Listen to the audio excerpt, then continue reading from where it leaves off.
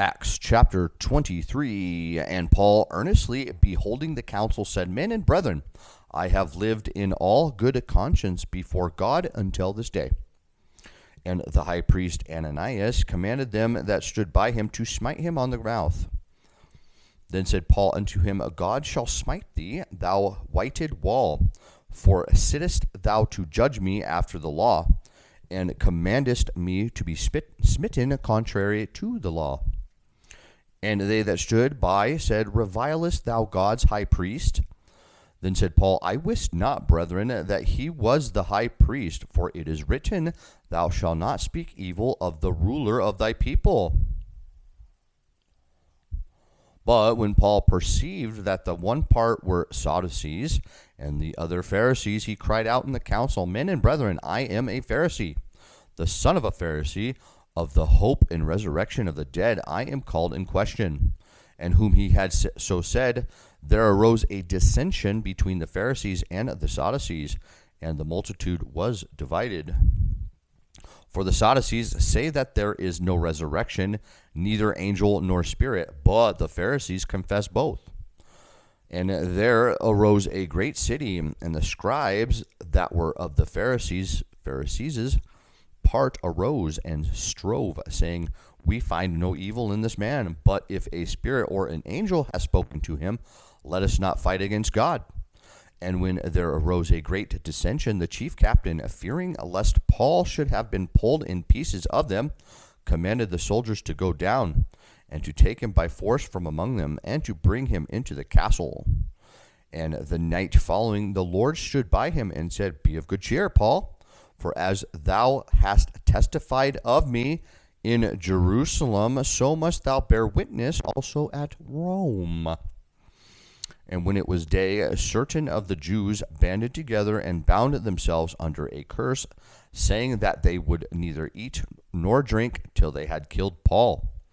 And they were more than 40 which had made this conspiracy. And they came to the chief priests and elders and said, We have bound ourselves under a great curse, that we will eat nothing until we have slain Paul. Now therefore ye with the council signify to the chief captain that he bring him down unto you tomorrow, as though ye would inquire something more perfectly concerning him, and we, or ever he come near, or are ready to kill him. And when Paul's sister's son heard of their lying in wait, he went and entered into the castle and told Paul. Then Paul called one of the centurions unto him and said, Bring this young man unto the chief captain, for he hath a certain thing to tell him. So he took him and brought him to the chief captain and said, Paul, the prisoner, called me unto him and prayed me to bring this young man unto thee, whom hath something to say unto thee.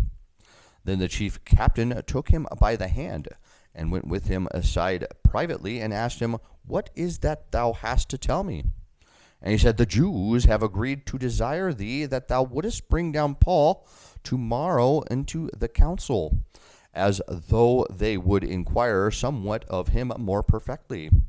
But do not thou yield unto them, for there lie in wait for him of them more than 40 men, which have bound themselves with an oath that they will neither eat nor drink till they have killed him, and now are they ready, looking for a promise from thee. So the chief captain then let the young man depart, and charged him, See thou tell no man that thou hast shewed these things to me. And he called unto him 2 centurions, saying, Make ready 200 soldiers to go to Caesarea, and horsemen 70, and spearmen 200, at the 3rd hour of the night, and provide them beasts, that they may set Paul on and bring him safe unto Felix the governor. And he wrote a letter after this manner, Claudius Lysias, unto the most excellent governor Felix, sending greeting. This man was taken of the Jews, and should have been killed of them. Then came I with an army, and rescued him, having understood that he was a Roman. And when I would have known the cause wherefore they accused him, I brought him forth into their council, whom I perceived to be accused of questions of their law, but to have nothing laid to his charge worthy of death or of bonds. And when it was told me how that the Jews laid wait for the man, I sent straightway to thee, and gave commandment to his accusers also to say before thee what they had against him. Farewell. Then the soldiers, as it was commanded them, took Paul and brought him by night to Antipatris. On the morrow they left the horsemen to go with him and returned to the castle, who, when they came to Caesarea and delivered the epistle, that means letter in English, epistle, Greek, letter, to the governor, presented Paul also before him. And when the governor had read the letter, he asked of what province he was. And when he understood that he was of Sicilia,